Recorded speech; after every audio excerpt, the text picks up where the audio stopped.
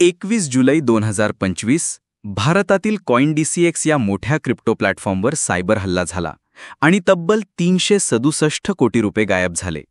हॅकर्सनी smart कॉन्ट्रॅक्टमधील त्रुटीचा फायदा घेतला, प्लॅटफॉर्मवर ऑडिटची कमतरता आणि थर्ड पार्टी APIचा गैरवापरही कारणीभूत ठरला. ही घटना फक्त CoinDCX पुरती मर्यादित नाही, ती संपूर्ण क्रिप्टो गुंतवणूक जगतातील असुरक्षिततेकडे इशारा करते. मग सामान्य गुंतवणूकदारांनी काय करावं? 1. स्वतःचा हार्डवेअर वॉलेट वापरा. 2. 2FA सक्रिय ठेवा. 3. केवळ आवश्यक रक्कमच एक्सचेंजवर ठेवा. 4. नवीन टोकन्सवर लगेच विश्वास ठेवू नका. आणि 5. प्लॅटफॉर्मची पारदर्शकता तपासा.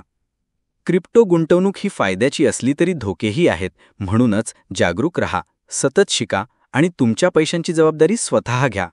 तुम्हाला हा व्हिडिओ उपयुक्त वाटला का?